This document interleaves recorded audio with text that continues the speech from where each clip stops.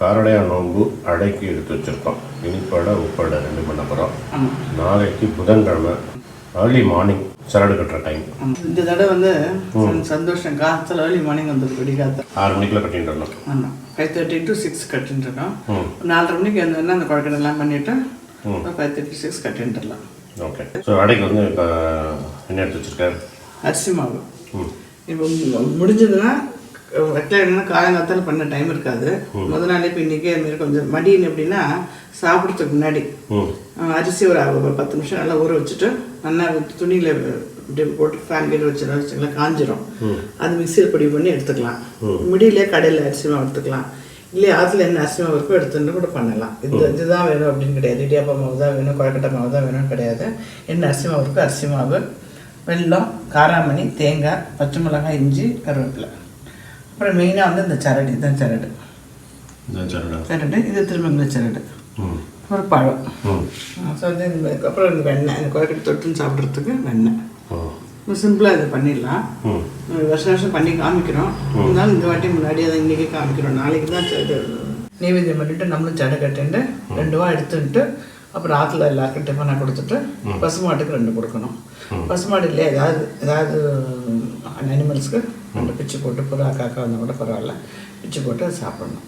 Okay. இந்த சரடு எங்கே கிடைக்கும்? சரடு வந்து வாத்தியார்கிட்ட கிடைக்கும்.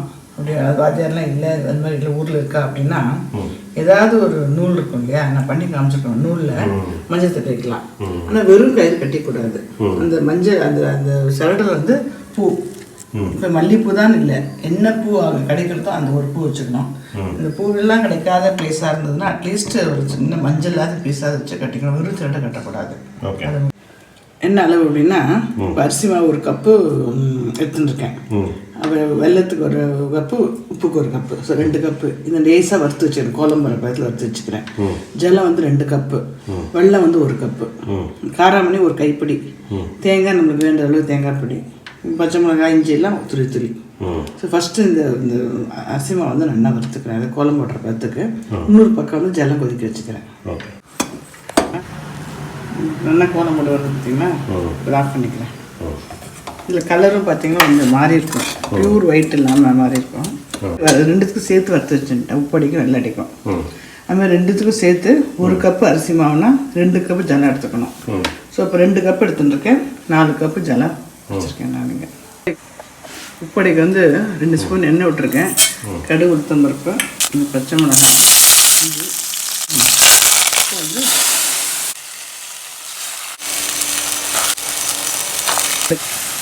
இந்த கப்பால் 2 கப்பு ஜலம் விட்டுட்டேன். ஸோ 1 கப்பு மாவு. ஃபஸ்ட்டு கடுகு, உளுத்தம் பருப்பு, பச்சை மிளகாய், இஞ்சி, கருவேப்பிலை போட்டு கொதி வந்ததுக்கப்புறம் கொஞ்சோண்டு தேங்காய், காராமணி இது அடுத்த சிம்மில் வச்சுட்டு குழக்கட்டை கிண்டுற மாதிரி கிண்டி வேண்டியதான். கிண்டி ஓரமாக வச்சுக்கிறேன். அதுக்கப்புறம் அதில் வந்து வெள்ளம் இனிப்பட்டை இது பாருங்கள் வெட்டியாக எடுத்துட்டிங்கன்னா இது அப்படியே பாட்டுக்கு ஆஃப் பண்ணிட்டேன். இதில் வந்து 2 கப்பு ஜலம் கொதிச்சுட்டுருக்கு. 1 கப்பு மாவு. இந்த மாவு பார்த்திங்கன்னா ஓரளவுக்கு இப்படி இருக்கு இல்லையா, வெள்ளம் வந்து நல்லா கோபுரமாக எடுத்துட்டுருக்கேன். அதில் வந்து வெள்ளத்தை வந்து 1/4 டம்ளர் ஜலம் விட்டு கரைய வச்சுட்டுருக்கேன். கரைய வச்சதுக்கப்புறம் அதை விட்டுட்டு ஒரு கொதி வந்ததுக்கப்புறம் இது தேங்காய், இது வந்து காராமணி போட்டுட்டு இந்த மாவை போட்டு கிண்ட வேண்டியதான். கொதி வந்துச்சு இல்லையா, அடுப்போடு ஆஃப் பண்ணிக்கலாம். ஒன்றும் பிரச்சனை. திருப்பி நம்ம வேக வைக்க போகிறோம். அடுப்போடு ஆஃப் பண்ணிக்கலாம். இது போட்டு போய் நல்லா இது பண்ணிக்கலாம். நல்லா அப்படி கெட்டியாக பிசைஞ்சிட்டு இது கொஞ்சம் சின்னதாக பால் மாரி பண்ணி அப்படியே இது பண்ணிட்டு சின்ன வடை பார்த்துருக்கோம். ஆமாம். நீங்கள் நம்ம கதை சொல்லியிருக்கோம், சத்யவான் சாவித்திரி கதை. இருந்தால் கூட ஒரு தத்துவத்தை கொஞ்சம் ஷார்ட்டாக சொல்லிடுங்க. இந்த சத்யவான் சாவித்திரிங்கிறது வந்து இந்த கதை வந்து எல்லாரும் படித்து குழந்தைகளுக்கு சொல்கிறது ரொம்ப அவசியம், ரொம்ப முக்கியம். அதான் சத்யவான் சாவித்திரி கதையை பேஸ் பண்ணி தான் ரோஜான்னு ஒரு படங்கள் வந்து பற்றியா அந்த மாதிரி எல்லாருக்குமே வந்து இது ரொம்ப முக்கியம். குழந்தைகளுக்கு சொல்லித்தரணும். ஆம்பளை பசங்களாக இருந்தாலும் சரி, பொம்பளை பசங்களாக இருந்தாலும் சரி. இந்த கதையை டீட்டெயிலாக நம்ம 2-3 வருஷமாக பார்த்துருக்கோம். சத்யவான் சாவித்திரி. இந்த சாவித்திரிங்கிற வந்து ஒரு சுச்சுவேஷன்லேயும் வந்து எப்படி வந்து ஒரு ப்ராப்ளம் வந்து அனலைஸ் பண்ணி அதை வந்து சின்னதாக செக்மெண்ட்டாக எடுத்து அந்த சேலஞ்சஸை வந்து எப்படி பிரேக் பண்ணி காரியத்தை சாதிச்சுக்கிறான் அப்படின்னு அந்த கதை சத்யவான் சாவித்திரி. நம்ம கரடாய நோம்புக்கு அடைய பண்ணமா சரட கட்டணமான்னு இருக்கக்கூடாது. குழந்தைகளுக்கு சொல்லித்தரணும். இந்த கதையை புரிஞ்சுட்டு நம்ம லைஃப்பில் வந்து நம்ம எல்லாமே எப்போவுமே வந்து நம்ம நினச்ச மாதிரியே நடக்காது. இந்த மாதிரி ஏதாவது எதிர்பாராத விதமாக ஏதாவது ஒரு சம்பவம் நடந்தது, இல்லை நம்ம நினச்சது நடக்கலை அப்படின்னா அந்த சேலஞ்சஸ் வந்து அந்த சவாலை வந்து எப்படி எதிர்கொள்வது அப்படிங்கிற ஒரு மன தைரியத்தை வந்து குழந்தைகளுக்கு உருவாக்கும். அதனால தான் அந்த சத்தியவான் சாவித்திரின்னு ஒரு கதை வந்து அதுக்கு ஒரு நோன்பு வந்து அதுக்கு ஒரு வழிபாடு அந்த முறைகள் அப்படிலாம் வந்தது. நம்ம வந்து அந்த உள் கருத்தை விட்டுட்டு மேலோட்டமாக மட்டும் இருக்கக்கூடாது. இந்த சேலஞ்ச் வந்து அது வந்து நம்ம வந்து எப்படி ஃபேஸ் பண்ணணும், பயப்படக்கூடாது அப்படின்னு. பயப்படக்கூடாது. அந்த சேலஞ்சஸ் வந்து நம்ம ஃபேஸ் பண்ணணும். அதாவது சத்தியவான் சாவித்திரி கதையில் வந்து சத்தியவானுக்கு வந்து எம்மன் வந்து உயிரெடுத்துன்னு போயிடும். அதை பேசி சாமர்த்தியமாக பேசி அவங்ககிட்ட இருந்து உயிரை மீட்டு ஒரு 300-400 வருஷம் அதுக்கப்புறம் வாழ்ந்தாங்க சாவித்திரி. இந்த கதையை வந்து டீட்டெயிலாக நம்ம பார்த்துருக்கோம். நம்ம அதிலிருந்து தெரிஞ்சிக்க வேண்டியது இதுதான். இந்த காலகட்டத்தில் எவ்வளவோ சேலஞ்சஸ் இருக்குது நமக்கு. அந்த சேலஞ்சஸ் வந்து அந்த சேலஞ்சஸை நம்ம எதிர்கொள்கிறதுக்கு அந்த மனோதிடம் மனோதைரியம் அதெல்லாம் வளர்க்கணும். இந்த ஃபார்ம் மைண்ட் ஃபார்ம் திங்கிங் அதெல்லாம் வளர்த்துட்டு தான் இந்த சத்தியவான் சாவித்திரிங்கிற புராணம் வந்தது. ஸோ இதை வந்து நம்ம அடை மாதிரி தட்டிட்டு அதை வீட்டில் வச்சிடலாம். அவ்வளோதான். ஆல்ரெடி கொஞ்சம் சூட்டில் வந்துருக்கு. கொஞ்சம் கனமாக இருந்தால் கூட பரவாயில்ல. இவ்வளோ லேசாக நடுவில் இது நல்லா வேகத்தில் வச்சுருக்கோம். வச்சுட்டு தட்டிட்டு ஆவியில் வேக வச்சு எடுத்துட்டு எண்ணெயில் போட்டு வேண்டியதான். ஓகே. அது இட்லி வைக்க வேண்டாம். ஆமாம், இட்லி நீ சரடு மாற்றிக்கிறோன்னு இந்த மாசி இருக்கும்போதே சரடு மாற்றிப்பேன். இதுதான் சரடு. சரட்டில் நடுப்பாதி இந்த இடத்துல வந்து துளியோண்டு இந்த மல்லிப்பூ எண்ணெய்ப்பூ இருக்க கட்டிக்கணும். ஃபஸ்ட்டு வந்து ஆண்டாளுக்கோ தாயாருக்கோ கட்டிட்டு அப்புறம் நம்ம கட்டிக்கணும்.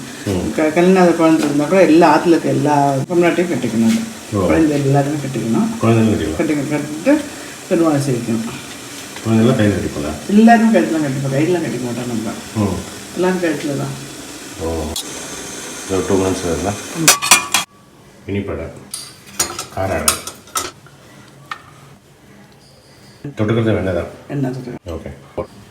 உருகாத வெண்ணையும் ஓரடையும் நான் தருவேன், ஒரு காலம் என் கணவர் என்னை பிரியாது இருக்க வேண்டும் அப்படிங்கிறது தான் இந்த ஸ்லோகம். அதை சொல்லிட்டு பெருமாள் தாயாருக்கு இந்த சரடை கட்டிட்டு இல்லை ஆண்டாள் இருந்த ஆண்டாளுக்கு கட்டிட்டு அம்சை பண்ணி நம்மெல்லாம் எடுத்துக்கணும். மங்களே மங்களாதாரே மங்களார்த்தம் மங்களேசி மாங்கல்யம் தேகிமே சதா அப்படின்னு 2 லைன் ஸ்லோகம். இல்லை சர்வமங்கல மாங்கல்யே சிவே சர்வா சாதிகே நேத்திரவிகே தேவி கௌரி நாராயணி நமஸ்துதே அப்படின்னு அவளுக்கு தெரிஞ்ச 2 ஸ்லோகத்தை சொல்லின்னு கட்டின்ட்டு இதுமாரி நம்ம நீங்கள் சொன்னீங்களே உருகாத வெண்ணையும் ஓரடையும் கொடுத்தேன் அப்படின்னு இன்னைக்கு மாரோட அணுகர்கள் இருக்கணும் அப்படின்னு போஜப்பட கட்டிட்டு வெண்ணு கட்டிக்கணும். இப்போ காத்தல் அப்படின்னா பிரச்சனை இல்லை. சப்போஸ் தான் விரதம் வந்து பண்ணணும். காத்தலுக்குனால ஒன்றும் ப்ராப்ளம் இல்லை. காரடையா நோன்பு. கார்னா இருள். இந்த நோன்பு இருக்கிறனால லைஃப் வந்து எப்பவும் பிரகாசமாக இருக்கும். காரடையா நோன்பு அப்படின்னு சொல்லுவாள். Okay, thanks. தேங்க்யூ.